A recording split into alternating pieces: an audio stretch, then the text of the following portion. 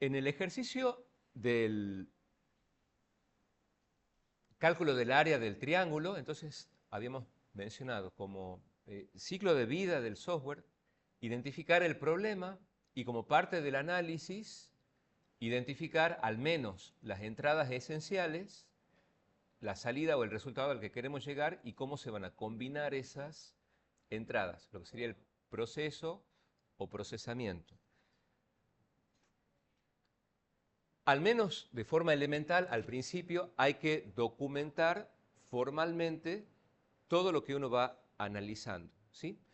Entonces, ustedes lo van a ver mucho mejor en otras asignaturas. La información que nosotros vamos a gestionar, como se dice, no puede estar sustentada en la nada.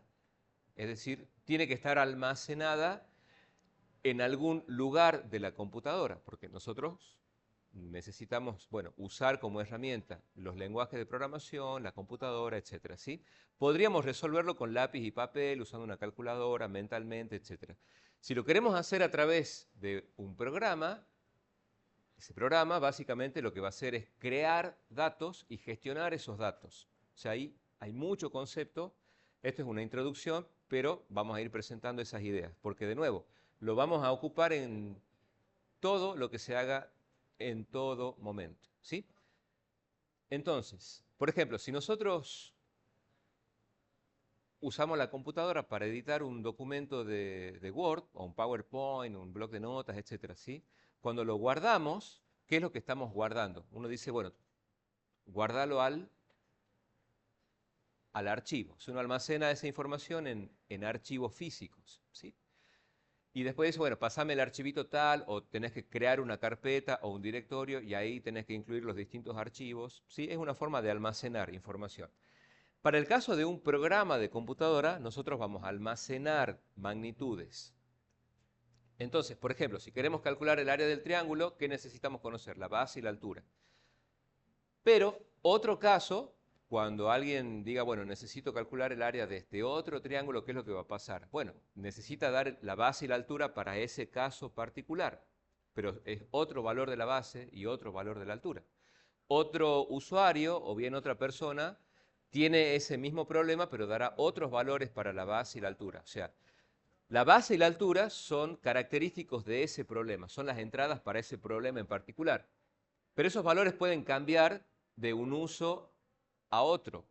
O puede usarlo varias veces al mismo programa para hacer diferentes cálculos similares. ¿Está? O sea, quiero calcular el área de... Les pido a cada uno. Cada uno dibuje el triángulo que quiera en una hoja. Y ahora hay que calcular el área de cada uno de esos triángulos. Entonces, cada uno le puede dictar a alguien sus propios valores de la base y de la altura.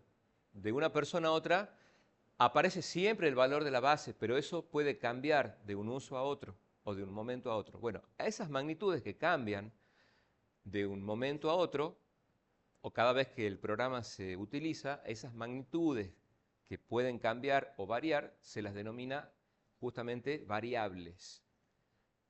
Y esas variables nos van a permitir almacenar datos. Pero, de nuevo, no pueden estar en la nada, tienen que estar en algún lugar físicamente en la computadora. Entonces, ¿qué es lo que utiliza la computadora para almacenar datos? Utiliza la memoria. Ustedes después van a ver la arquitectura de una computadora, entonces hay una sección muy importante que es la memoria, en donde uno hace la creación y la gestión de los datos. O sea, yo creo un documento de Word, bueno, eso tendrá un conjunto de datos, o sea, palabras, imágenes, etcétera, ¿sí? Bueno, y después se almacenará en un archivo. Nosotros, desde el punto de vista de la programación, vamos a tener que trabajar con la idea de una variable, es decir, es una magnitud que cambia de un momento a otro o de una utilización a otra del programa, ¿sí? ¿Cómo se la representa siempre, digamos, de forma didáctica o históricamente a esta denominada variable? De toda la memoria que uno tiene disponible, supongamos que bueno, tenemos 8 GB, 16 GB, etcétera, de memoria RAM o de memoria de trabajo, cuando uno programa dice, bueno, para cada magnitud de entrada y de salida, que son cosas diferentes, es decir, nos damos cuenta de que la base del triángulo es un elemento de ese problema, ¿verdad? Pero la altura es otro elemento de ese problema. ¿Son elementos diferentes o es lo mismo la base y la altura?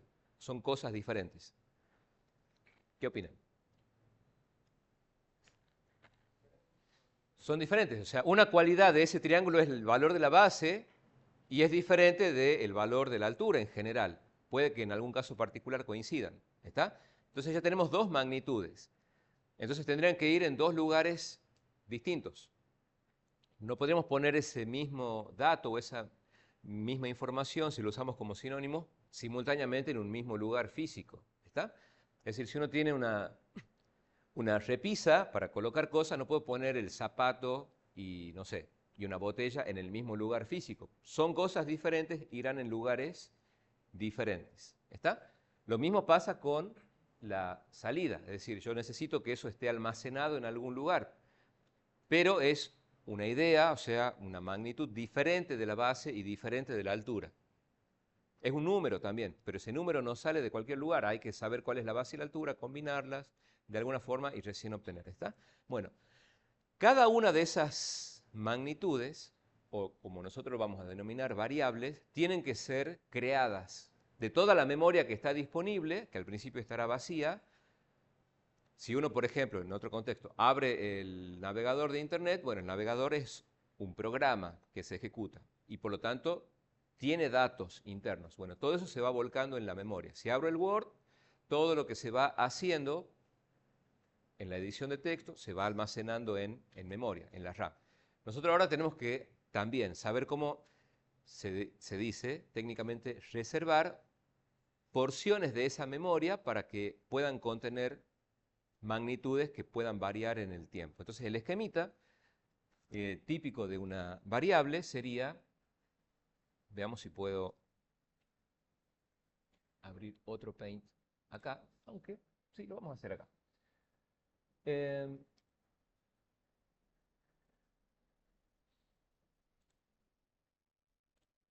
Vamos a suponer que lo que sería este espacio en blanco es toda la memoria que uno tiene disponible. Entonces, de esa memoria que está disponible, nosotros queremos reservar un pedacito de memoria, ¿sí? También se da siempre el ejemplo típico de, bueno, se lo puede ver como una caja o como un contenedor.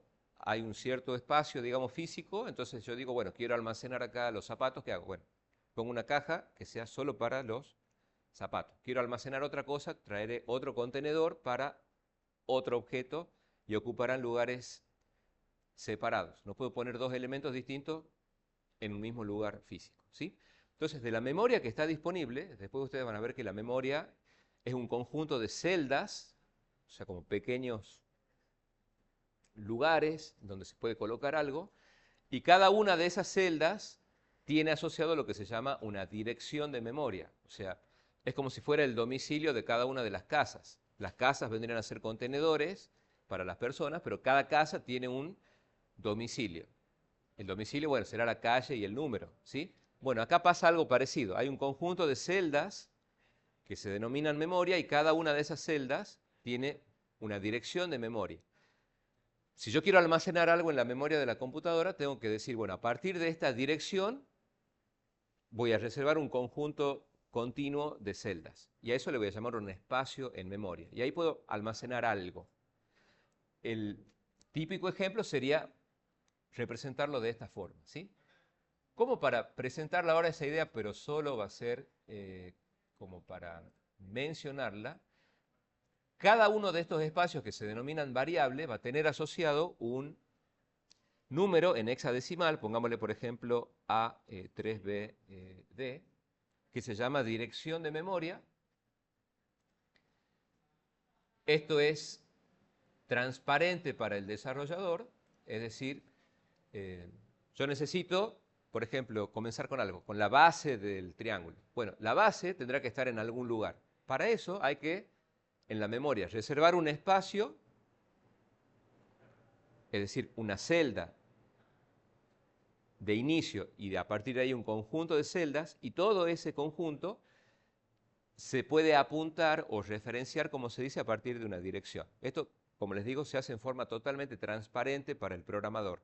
Lo único que el programador tiene que hacer es crearla a la variable, o sea, reservar ese espacio, ¿sí? Entonces, la idea de una variable es una magnitud que cambia. Es un contenedor que puede cambiar aquello que contiene a lo largo del tiempo. Esa sería la idea, ¿sí? Ahora, para que nosotros podamos diferenciar un espacio de memoria de otro, sabemos que estarán en direcciones diferentes y que podrían almacenar elementos diferentes. Lo que habría que hacer es, en vez de trabajar con esa dirección que está en hexadecimal, podríamos darle nombre a ese espacio en memoria. Entonces lo que vamos a hacer es darle un nombre a la variable, ¿sí? Bueno, todavía es como que técnicamente no hemos avanzado mucho, pero hay una enorme, inabarcable cantidad de conceptos que ya se dijeron implícitamente, ¿sí? Pero hay que verlo uno por uno. ¿Cómo le podríamos llamar a ese espacio de memoria? Vamos a suponer que queremos trabajar con, bueno, uno diría, si ya estamos reservando las variables, quiere decir que las diseñamos, o sea, que salió de un análisis. ¿Qué variables pueden participar aquí? Bueno, antes nosotros les llamamos dato de entrada o resultado o dato de salida, ahora podemos hablar en términos de variables. Variables de entrada, para acercarnos más a lo que es la programación en sí, o variables de salida o variables de resultado. Pero cada magnitud diferente va en su propio lugar diferente. ¿Está? Por ejemplo, en este problema, ¿cuántas variables de entrada había? Cuando uno dice variable de entrada ya es mucho más técnico. Ya no sería un dato de entrada como para la maestra o alguien, para el público en general. Para nosotros van a ser ya magnitudes que van a la computadora y se pasan a llamar variables. Entonces, ¿cuáles serían las variables de entrada para este problema? La base y la altura. Base y altura son dos características de este problema. Son dos cosas distintas y por lo tanto necesitaré dos variables, o sea, dos espacios distintos en memoria. Son dos variables de entrada. Todo lo que se almacena en la computadora y que nosotros tengamos que gestionar, crear, cambiar contenido, etcétera, va a ir en una variable, ¿sí? ¿Cuál sería la variable o las variables de salida en este caso? El área, por ejemplo, ¿sí? El área es una cosa distinta de la base, que es distinta de la altura, son tres cosas diferentes. Para la computadora, que solamente hace lo que nosotros le ordenamos, la computadora tendría que gestionar tres variables diferentes. La computadora no sabe que una de esas variables representa un resultado o que representa una entrada. Solamente reserva un espacio y hay una serie de operaciones que se pueden hacer ahí. ¿Está? Entonces, cuando uno va a hacer la documentación, para lo cual ya tuvo que hacer algo de análisis, hace un diccionario. O sea que básicamente un diccionario decíamos que es, ¿qué cosa? Un documento en donde uno coloca una palabra o un término y una descripción. Entonces, nosotros vamos a tener básicamente, al principio, esto es mucho más complejo, más flexible, ¿sí? Dos diccionarios. El diccionario de entradas, donde se van a documentar, ¿qué cosa? Los datos de entrada. El diccionario de salidas o diccionario de resultados, en donde se van a documentar los resultados. ¿Se va entendiendo? Vamos a hacerlo en forma gradual, ¿sí? Entonces, esto, de nuevo, tiene plantillas, etcétera, pero uno diría, bueno, ¿cuáles son las entradas? Bueno, hay que darle nombre a cada una de esas magnitudes y después transformarlas en espacios de memoria o en variables. ¿Cuál sería una entrada imprescindible? O sea, dentro de las entradas nosotros vamos a tener lo que se llaman las entradas primarias o principales. Es decir, son las absolutamente imprescindibles. ¿Cuáles serían en este caso? La base. Bueno, pero esto es un diccionario, aunque no parezca. Después lo vamos a hacer en una plantillita bonita y todo, ¿sí? ¿Cómo se describiría esa palabra base en este contexto? ¿Qué sería? ¿Qué representa? En palabras simples. Claro, es un número, pero uno diría, bueno, cuando yo lea en este contexto base, eso hace referencia a qué cosa? A la base del del triángulo, ¿sí? Porque en otro contexto podría ser la base de un rectángulo, o la base de otra figura, o en otro contexto base significará otra cosa. En este contexto particular, base sería ¿qué cosa?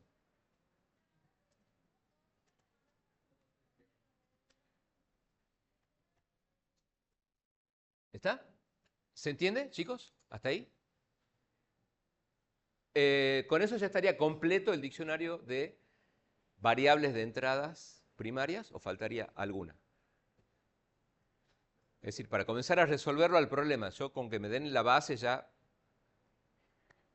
calculo el área, no, me falta la altura. Entonces, aparece esa magnitud, es decir, la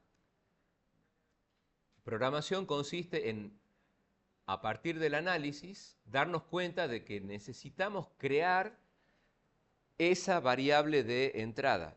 Eso es programar, es la parte del análisis. ¿Está? O sea, estamos todavía años luz de la codificación en cualquier lenguaje. Eso es implementar. Nosotros tenemos que programar en el sentido de analizar el problema desde este punto de vista. ¿Sí?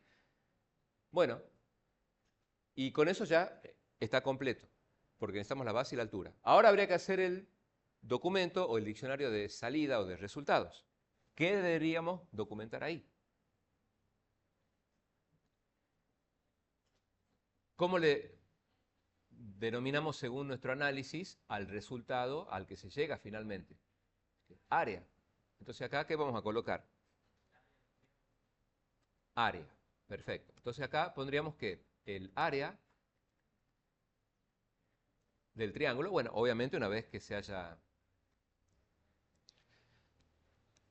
llevado adelante ese cálculo. ¿Sí? ¿Se entiende, chicos, la idea? Vamos a suponer que en otro contexto, porque los primeros ejercicios, que serán 100 ejercicios, es perímetro y superficie. Obviamente yo no tengo que saber de memoria cuál es el área de un pentágono, porque no lo sé, pero puedo buscar una fuente confiable que me diga, bueno, si vos tenés un pentágono, o sea, un polígono regular de 5 lados, todo lo que caracteriza un pentágono regular en particular, vos tenés que tener este dato y con ese dato aplicás esta fórmula y te va a dar el área. A mí no me interesa conocerlo.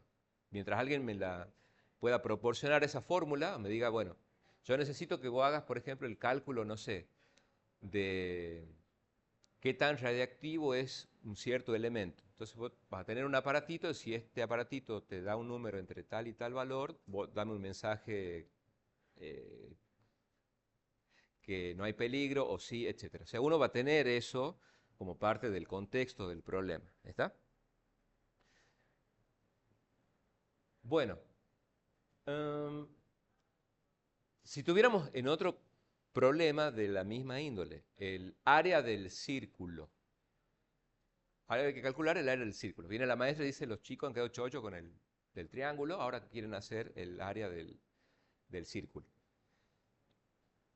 ¿Cómo lo comenzaríamos a analizar? ¿Qué es lo primero que uno diría? Bueno, el modelo de entrada, proceso, salida. ¿Sí? Y el cliente o nuestro jefe, nuestro líder, nos dice, bueno, el problema que se presentó, o sea, llegó una empresa nueva, quiere calcular el área del círculo. Entonces uno dirá, bueno, pensemos desde nuestro paradigma en términos de entrada, de salidas y de procesamiento. ¿Sí? Estos son casos particulares porque se supone que lo conocemos de la primaria, pero es una buena base, hay muchos conceptos. ¿Qué deberíamos tener en cuenta? Ahora el propósito es el área del círculo. Entonces, ¿qué podría hacer? Bueno, lo dibuja y ¿qué elementos aparecen ahí?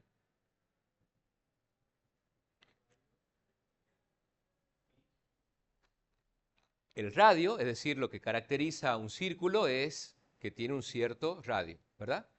Entonces, toda esa colección de puntos que están a la misma distancia de ese punto de referencia, que es llamado centro del círculo, todo ese conjunto forman, bueno, el círculo en sí, o la circunferencia, mejor dicho, ¿sí? El círculo es la superficie. Aparece el valor de pi, que eso es una constante matemática, ¿sí? ¿Qué más necesitamos? O sea, el valor del radio, sé que aparece algo ahí que está vinculado con pi, que es la constante, ¿Qué más? ¿Qué necesitaríamos conocer para el área del círculo? ¿Cuál es la? Bueno, el diámetro también es una característica que sería 2 veces el radio, ¿sí? Pero alguien podría decir, bueno, necesito el área de un círculo de diámetro tanto, perfecto, es una observación válida, porque uno lo ve en términos del diámetro, alguien lo ve en términos del radio, y uno está relacionado con otro, el valor de pi aparece, etcétera, ¿sí? Bueno, ¿cuál es la fórmula? Claro, pi por radio al cuadrado. ¿Está? ¿Se entiende? Eso sería un pequeño ejercicio para que después lo puedan volcar en una hoja a modo de práctica. ¿Cuál sería la variable de entrada? Bueno, si uno lo sigue observando, porque no es que la solución así nos va a llegar y se manifiesta de forma espontánea, uno lo tiene que procesar y lo tiene que ir trabajando, ¿sí? En la fórmula aparece pi, que es una constante matemática, por radio al cuadrado. Ahora, si a nosotros nos dieran como entrada, por ejemplo, o como la información de entrada, el diámetro, uno diría, bueno, lo obtengo al radio dividiendo en 2 el diámetro y listo. Pero necesito llegar a lo que la fórmula aplica. O sea, necesitaría, en definitiva, tenerlo al radio. Una vez que tengo el radio, ya puedo aplicar la fórmula y obtener el área. ¿Sí? ¿Se entiende? Entonces, el diccionario de entradas, ¿qué tendría? Radio, que representa ¿qué? Bueno, la medida del radio del círculo. Y como salida, el área, que será que el área del círculo. ¿Está? ¿Se va entendiendo? Eso es gradual y se hace en forma cíclica. No es que uno recibe el problema y lo redacta a los diccionarios en forma espontánea. Hay que hacer el análisis. Algo que uno considere una entrada podría ser una entrada o no, ser una salida o no, en forma directa o no. O sea, es toda una cuestión de practicar y de practicar. ¿Sí? Bueno. Entonces, nosotros, si quisiéramos representar la primera de esas magnitudes, todo lo que sea entrada o salida, al final son cosas distintas, tienen que ir en lugares diferentes de la memoria. ¿Cuántas variables tendríamos que reservar en memoria para el caso del triángulo?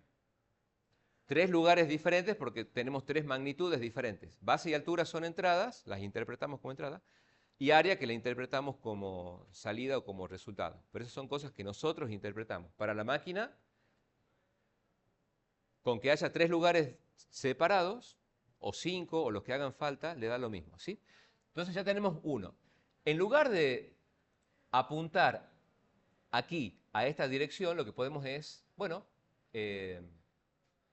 darle nombre a ese espacio en memoria. Entonces, ¿qué nombre convendría darle acá? Por ejemplo, base.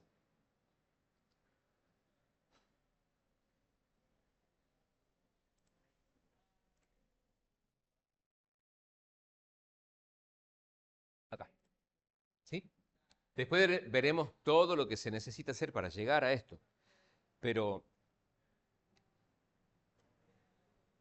esa es la forma esquemática de representar las distintas magnitudes. ¿Qué más habría que hacer? Bueno, de alguna forma, ya veremos de qué forma, habría que crear ¿qué? Otro espacio de memoria para la otra variable de entrada, que estará en otro lugar, diferente. Entonces, bueno, copiemos esto.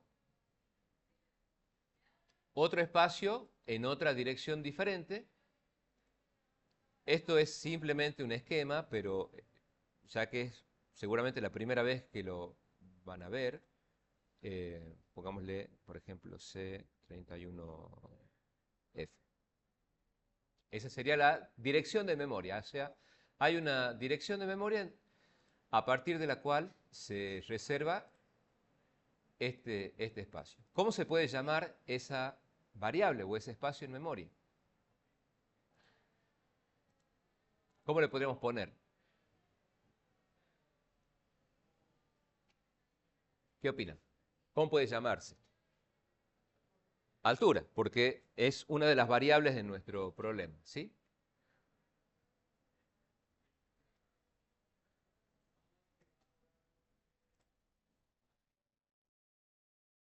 No importa dónde esté una respecto de la otra. Lo importante es que son dos cosas distintas, que van en dos lugares distintos, se llaman de forma diferente y almacenan cosas distintas. ¿Sí? Bueno, esas son todas las variables, por decirlo así, que tiene nuestro problema. ¿O falta algo? Falta la salida, que será otra variable que se llama, en nuestro caso, área. Por lo tanto, ya veremos cómo hacer que esto ocurra. Ahora es un esquema. Hay formas en las que uno puede hacer que esto aparezca en la memoria, no nos interesa dónde ni cómo, digamos, el cómo cuanto al detalle. Sabemos que se va a crear, o sea, se va a ejecutar lo que nosotros pidamos. Bueno, cualquiera.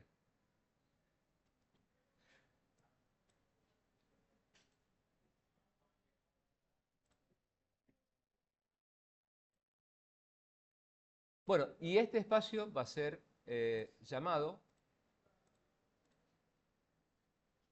área.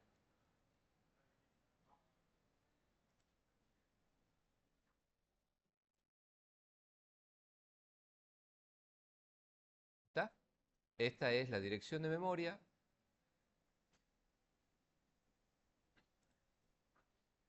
El nombre y de alguna manera llegarán contenidos o colocaremos algo dentro de cada una de esas variables en un cierto orden. ¿Está? Bueno, ¿se va entendiendo, chicos? ¿Hasta ahí la idea? Sobre cada ejercicio, tomando como base entrada, proceso, salida, habrá que identificar, bueno, cuáles son las magnitudes imprescindibles, cómo se combinan para obtener ciertos resultados. Y todo lo que sea una entrada o un resultado va a ser, en definitiva, una variable. Entonces se las puede documentar en los diccionarios de entradas, de salidas, etc. En la memoria de la computadora, para cada una de esas variables habrá que reservar un espacio y darle un nombre a cada una de esas variables. Ahora, o a continuación, vamos a tener que presentar otro tema muy elemental. A lo mejor veamos el principio de varios temas importantes que después hay que desarrollar. Por ejemplo, el valor de la base de un triángulo es ¿qué cosa? Cuando uno dice, bueno, voy a medir la base del triángulo. Alguien te pregunta, o sea, ¿cuánto vale la base de ese triángulo? Entonces uno respondería, por ejemplo, verde. No, porque uno decir, ¿cómo? O sea, ¿cuál es la base del triángulo? Amarillo. No, no. ¿Qué esperaría escuchar uno? Un número, porque la base se va a medir con algún instrumento, tiene que ser un número, ¿sí? Bueno, ¿se acuerdan que ayer pedíamos si podían conseguir algún tipo de ticket o de factura o algo? ¿Lo pudieron conseguir? Eh, bueno, acá a modo de ejemplo, esto es para hacer una introducción también a un tema que es muy importante, porque cuando se comienza a analizar el problema,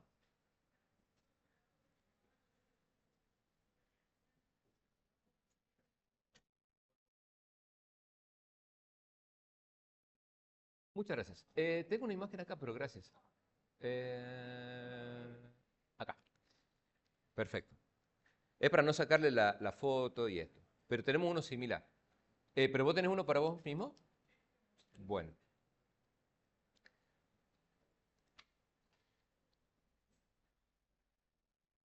vamos acá. Creo que lo había puesto. ¿Por dónde andábamos? Por acá. No, más abajo. Y, bueno, cuando uno ve un ticket, una factura del supermercado, eh, un folleto, una lista de precios, un menú, etcétera, creo que teníamos por acá esto que descargamos recién. Fotos. Bueno, ¿qué es lo que se puede observar acá? Si es que se ve algo. ¿Qué veríamos en un ticket? Lo que se identifica, o sea, nada que ver con la programación ni nada. ¿Qué es lo que uno ve? Bueno, los precios sí, ¿verdad? No debe ser de ahora. Bueno, uno ve, por ejemplo, qué elemento identifica. La fecha. O sea, dice, bueno, es tal fecha. Perfecto. Bueno, después aparece el total, dice, no sé, efectivo, hay un nombre de un producto, eh, una posición frente al IVA, etcétera. O sea, básicamente uno ve elementos que puede reconocer, una fecha, un precio, una descripción, un teléfono quizás, el número o la identificación del cajero, ¿sí? Acá a la derecha la versión del soft, etcétera. ¿Está? Si uno lo quiere clasificar en forma más detallada, básicamente diríamos, bueno, estamos viendo números y palabras, o números y letras. Entonces la computadora básicamente va a hacer eso, almacenar la información en variables, pero esas variables tienen que estar asociadas a lo que nosotros vamos a denominar tipos de datos. Ahora, los lenguajes ultramodernos, como por ejemplo Python o bueno, PHP, son mucho más flexibles en esto. Otra de las razones por las que nosotros vamos a trabajar en C Sharp es porque C Sharp es lo que se denomina, y después lo vamos a aclarar a esto, fuertemente tipado. Entonces, vamos a hacer una introducción a lo que se denominan los tipos de datos simples o los tipos de datos elementales. Hay docenas de tipos de datos, pero nosotros vamos a trabajar con muy poquititos en el primer cuatrimestre, ¿sí? Yo diría que en el año, incluso en la carrera, hay muchísimo que no se lo va a ver, pero está esa idea y lo van a ir viendo en cada contexto. Entonces, esto, de nuevo, aparece explicado en cualquier bibliografía, después lo ubicamos en el libro de referencia para algunos temas que vamos a tener, ¿sí? Lo que sabemos es que la base del triángulo tiene que ser un número. La altura tiene que ser un número, eso se multiplica, se divide en dos, entonces vamos a obtener otro número, ¿sí? Entonces, hay una gran familia de datos o de tipos de datos que se denominan tipos de datos numéricos. Entonces acá vamos a ir clasificando los tipos de datos. Una se denominan numéricos. Ahora,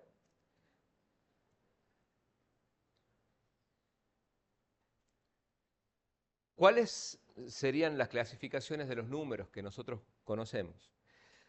Depende, o sea, están los naturales, se tome o no el cero, por lo tanto, en el mundo de los números naturales no existe, por ejemplo, el -3, porque no es natural. Los naturales sirven para contar, y según se acepte o no el cero.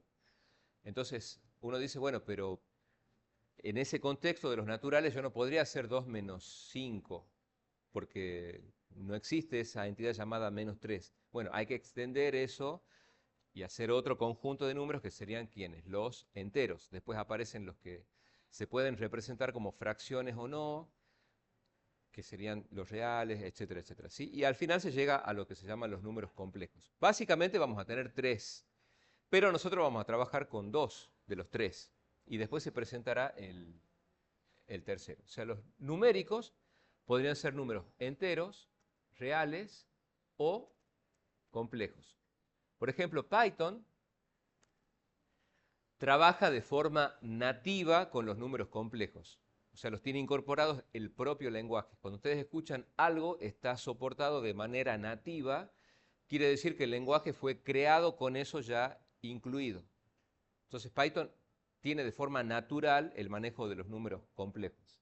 No tiene una programación separada o algo que tengamos que conseguir o hacer nosotros, como en el caso de los demás lenguajes. Eso es parte del propio lenguaje de Python. Pero nosotros vamos a trabajar básicamente con números.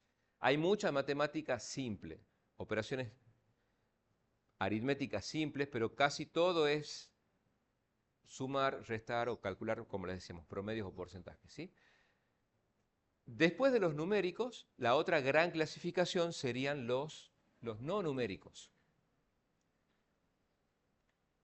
Entre los no numéricos vamos a tener el denominado tipo carácter o carácter, o lo que van a conocer después como un char. Bueno, técnicamente el char, no técnicamente, es así, es un tipo de dato simple. A lo que hace referencia es a la posibilidad de que en una variable, o sea, en un espacio de memoria, uno pueda almacenar un solo símbolo, o sea, un solo símbolo. Puede ser un carácter del alfabeto o puede ser un símbolo de puntuación o puede ser incluso una cifra, pero no como un número puro, sino como una representación en caracteres. Por eso suena raro al principio, después ya lo incorporamos. ¿Está? Es de uso tan común en la programación el tener palabras completas, porque no es que nosotros hablemos por letras individuales, sino que hablamos por grupos de palabras. Pero ahí aparece lo que se llama un encadenamiento, es una secuencia de caracteres. Entonces no lo vamos a colocar todavía como un dato simple, porque técnicamente es un dato estructurado, es una concatenación de datos simples. Y entre los, pero para mencionarlo solamente, acá tendremos las cadenas que no son simples, es una concatenación del tipo simple char. Eso sería más adelante. Como una palabra es diferente de un número, para almacenar una palabra hay características que no se aplican cuando uno quiere almacenar números porque son de naturaleza diferente, ¿sí? Y entre los no numéricos está el tipo de dato simple más importante y clave de la programación y del software, que es el tipo de dato denominado booleano. A lo mejor ya han visto o están viendo esto, ¿sí? El booleano o bool. ¿Ya comenzaron a ver ese tema? ¿O les suena? En matemática o en arquitectura, ¿vieron el tema? ¿Con qué comenzaron?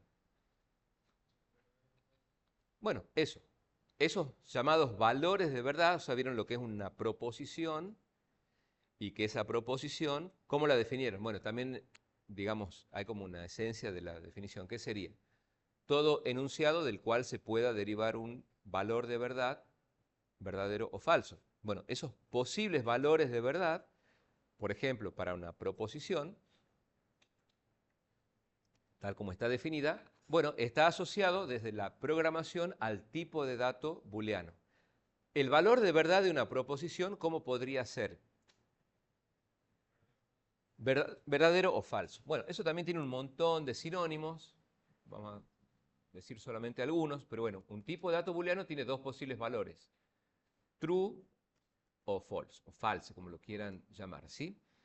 En otros contextos, esto le van a poner simplemente T o verdadero, o B corta, o 1, y false podría ser la F, o podría ser la palabra en español falso, bueno, también F obviamente, o el valor 0. Aunque true también lo van a ver como encendido y 0 como apagado. Y bueno, cualquier situación que tenga exactamente dos estados contrarios, una situación que debe asumir uno de esos dos valores y que no puede tener ambos simultáneamente o no tener ninguno de los dos, y son opuestos, se puede representar a través de un booleano. Por ejemplo, supongamos el típico ejemplo que se menciona siempre. ¿En qué estado puede encontrarse un foco que funcione correctamente? Si el foco funciona correctamente, puede estar en qué estado. Prendido o apagado. ¿Está? Bueno, esto es, como les digo, histórico. Siempre se trabajó de esa manera, ¿sí? Creo que está ahora, desde hace unas décadas, el caso del gato de Schrödinger, como se diga, en donde, bueno, estamos grabando. Nosotros vamos a trabajar básicamente con dos estados. O sea, para nosotros el gato está vivo o muerto. Son dos estados opuestos, no se puede estar simultáneamente en ambos y hay que estar en uno de los dos. ¿Está? Para el caso, supongamos, de una factura, imaginemos un caso súper particular, ideal. Solo se puede hacer un pago en efectivo y nada más. Esa es la forma de pago básica, ¿sí? En ese pequeño contexto particular, ¿cómo puede estar la factura? Pagada o no pagada. ¿Se entiende? Cualquier situación en donde uno identifica dos estados contrarios y que solo se puede estar en uno de los dos y que no se puede estar simultáneamente en los dos y no podemos no estar en ninguno, a eso se lo puede representar con el tipo de dato booleano. A cualquier proposición de la que es susceptible asignar un valor de verdad, en especial cuando se combina con otra proposición, van a surgir una serie de operaciones que son el núcleo de todo, lo que es la computación, como teoría, la programación, etc. ¿Sí? Van a tener asociados a ese tipo de dato booleano y a la combinación de por lo menos dos proposiciones, una serie de operaciones. A lo mejor ya las mencionaron. ¿Cuáles son esas combinaciones o las operaciones que podríamos tener con... ¿Ustedes lo están viendo con P y Q? ¿O con P y Q? Se llaman P, Q o T, etc. R, ¿sí? Cada una de esas son proposiciones y pueden tener valores verdaderos o falsos, pero a veces tenemos que o verificar, o forzar, o analizar si es que se están dando juntas o se están dando separadas, o alguna, o las dos, o solo una de las dos, o tratar de pasar una al estado contrario, etc. Entonces, de ahí surgen una serie de operaciones, que serían ¿cuáles?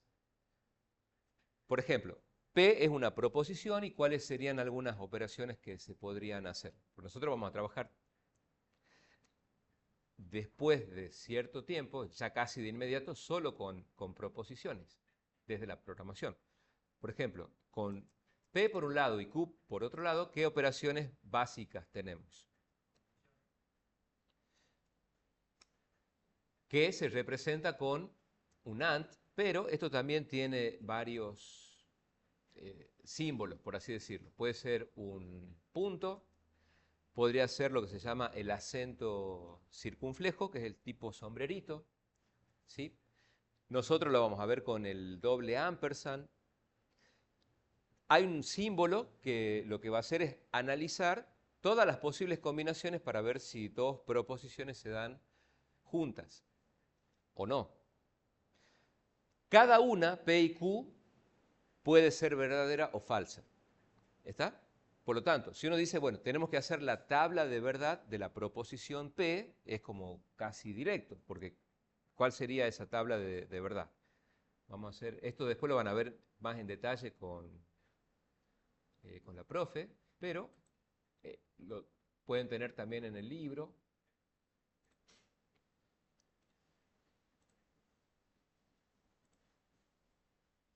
Hay que mencionarlo como para, bueno, que lo tengan de repaso y después esto da para muchísimo más. O sea, si acá tenemos, por ejemplo, P, ¿cuáles son los valores en sí mismos de P? Bueno, P puede ser verdadero o puede ser falso. Esto generalmente no es obligatorio, pero lo pueden poner con mayúsculas. O sea, P en sí puede ser verdadero o falso. Bueno, Q, por otra parte, ¿cómo puede ser? Solita. Bueno, es lo mismo. O sea, en vez de llamarse P, se va a llamar otra proposición independiente, se llamará Q. Pero nosotros podríamos tener P, Q, pero ahora, ¿cómo se arma la primera tabla de verdad? Bueno, podríamos tener la operación AND. Y la operación AND, que la podemos mencionar acá, ¿qué es lo que va a analizar? P y Q. Entonces, ¿cómo se lee esto?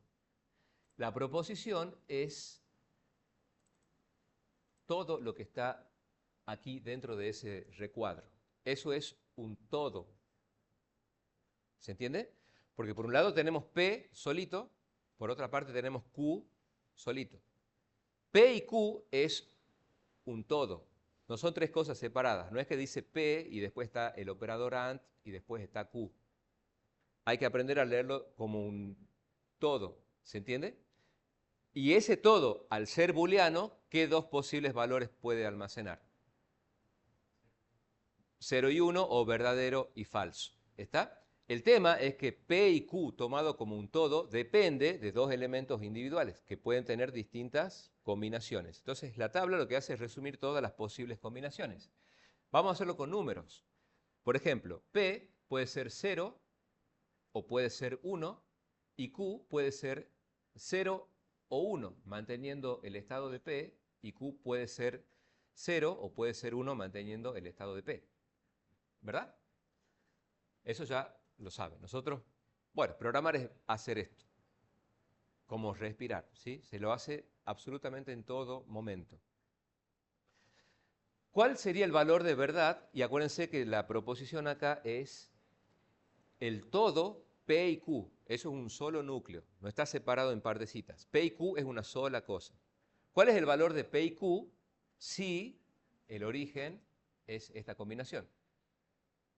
Si P es 0 y Q es 0, el P y Q como un todo, ¿cómo es? Falso. Aquí, falso, falso y verdadero. ¿Está? Entonces, bueno, un ejemplo que dábamos recién.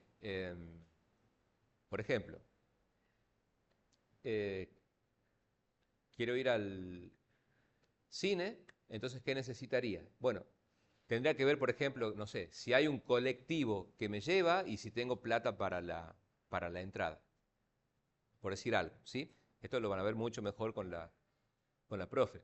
Entonces uno diría, bueno, para que yo pueda decir que estuve en el cine, ¿qué tuvo que haberse dado?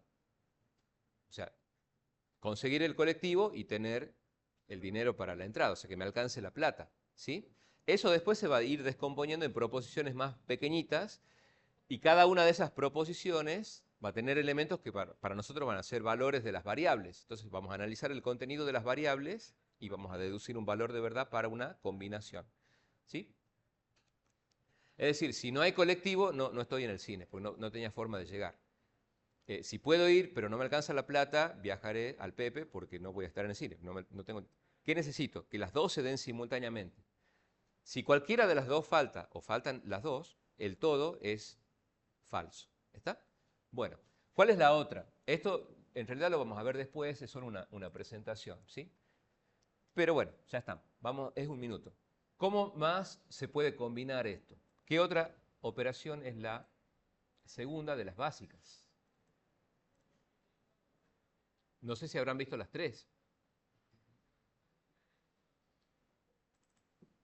La disyunción o, para nosotros, OR. ¿Y cómo cambian los valores de verdad acá? Recuerden, esto es una cosa, esta es otra y esta es una tercera. Pero esto es un todo. ¿Está? Está unido eso. Es decir, toda esa expresión tiene un solo valor de verdad, pero que depende de P y Q. ¿Cómo serían los valores acá? O sea, el todo, P o Q, ¿cómo va a ser?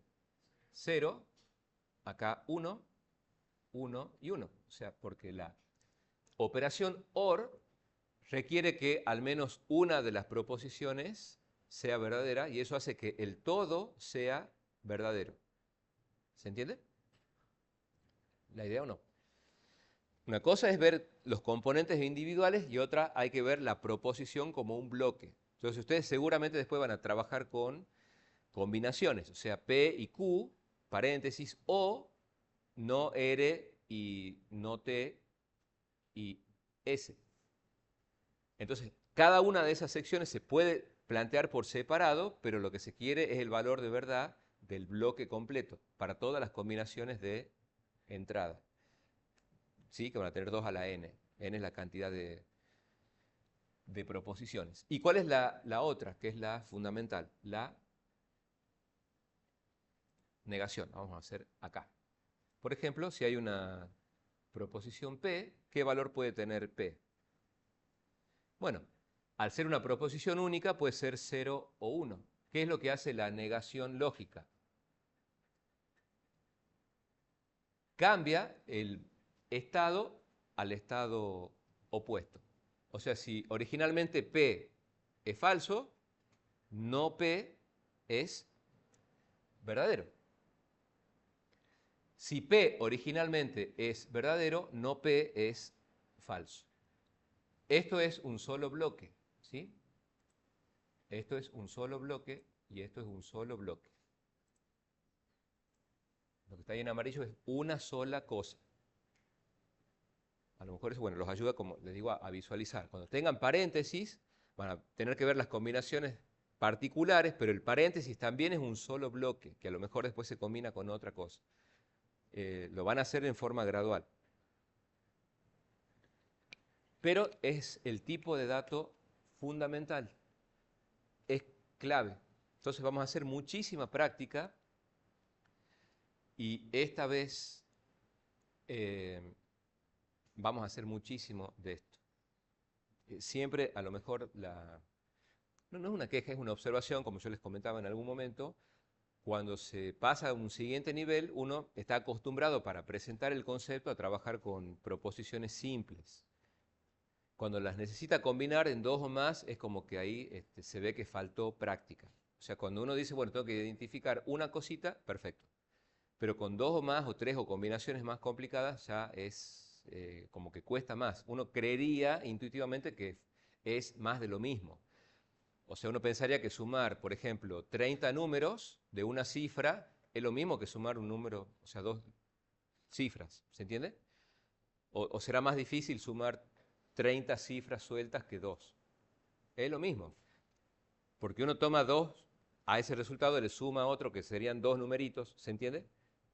Es más larga la suma, lleva más tiempo, pero no tiene que ser más difícil sumar n números que sumar dos números, porque la operación es la misma. No sé si se entiende la idea. Nosotros vamos a trabajar con, al principio, las proposiciones básicas y después vamos a combinar proposiciones. Por ejemplo, a modo de ejemplo, después esto lo desarrollamos. Si uno, por ejemplo, paga, qué sé yo, ¿cómo haríamos para obtener un crédito en un banco? ¿Qué nos pedirán? Una serie de requisitos que se tienen que cumplir en simultáneo. Inventemos, bueno, tiene que ser mayor de edad, tiene que estar en relación de dependencia, tiene que haber nacido en Tucumán, tiene que tener un sueldo entre tal y tal, tiene que traer un garante, o sea, se tienen que dar un montón de situaciones al mismo tiempo. O sea que al final ese crédito dependerá de lo que nosotros vamos a hablar muchísimo, el gran AND. El gran AND, o sea, el gran I. Lo dejamos ahí pendiente y después van a ver que aparece. Todo lo que son las industrias y todo tienen un panel de control y ahí adentro está implementado el gran I. Ejemplo, la cervecería X, ¿sí? Una planta industrial que está trabajando normalmente, está embotellando o enlatando jugos, pongámosle, o cerveza, ¿sí? ¿Qué es lo que se tiene que dar? ¿Qué tiene que estar ocurriendo? Tiene que haber electricidad, por ejemplo, ¿verdad? O sea, hay una variable que se llamará, por ejemplo, hay electricidad que tiene que estar en qué? Puede estar en verdadero o falso. Si esa variable está en falso, quiere decir que no hay luz y no funciona nada. O sea, esa tiene que estar. ¿Se entiende? Si tenemos, por ejemplo, no sé, el tonel o los contenedores, eso tiene que contener ¿qué cosa? Jugo o cerveza o líquido o lo que sea. Porque si eso no contiene nada, o sea, se queda vacío y nosotros representamos, por ejemplo, hay producto y eso es falso, entonces no podemos hacer nada, porque no podemos tirar latitas o botellitas vacías. ¿Se entiende? Hay un montón de cosas que se van a dar simultáneamente.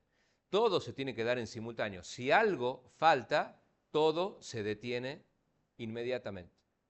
Y eso está automatizado. Cada una de esas variables o de esas magnitudes físicas después se representan en una variable en programación y se arma una proposición. Y si resulta que el todo da cero o falso, todo se detiene. No tengo botellitas o se paró la cinta transportadora, no hay luz, o la selladora falló, no está la etiqueta. O sea, si algo falta, si algo de eso es cero, todo se hace cero como un bloque. ¿Está? Bueno, esto no es ni siquiera por lejos la introducción a lo que es el tipo de dato booleano.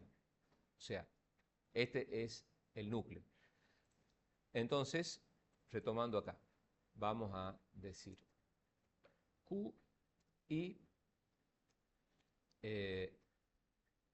not. Pero en realidad lo que me interesaba era colocar las operaciones en sí, no las proposiciones. And, or y not. Bueno, esto tiene una secuencia de jerarquías. Después la van a ver con la profe. No todo se ejecuta en cualquier orden. ¿Está? Bueno, esto para introducir lo que serían los tipos de datos. Cada variable que nosotros vamos a crear tiene, aparte de tener un nombre o un identificador, nosotros tenemos la obligación de asociarla a alguno de esos tipos de datos. Nosotros básicamente vamos a trabajar la mayoría del cuatrimestre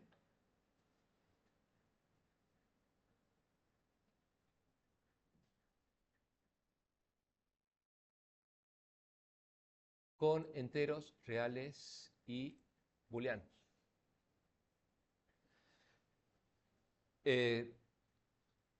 Con eso hay una cantidad inabarcable en la vida de situaciones que se pueden resolver, ¿sí? Y ni siquiera tocamos las cadenas todavía. En su momento se introducirá el tema cadena de caracteres, que es otro tema inabarcable, ¿sí? Los caracteres en particular. Pero el núcleo básicamente va a ser trabajar con números y números en operaciones simples, operaciones matemáticas simples, y el valor verdadero o falso para el armado y el análisis de proposiciones, ¿sí?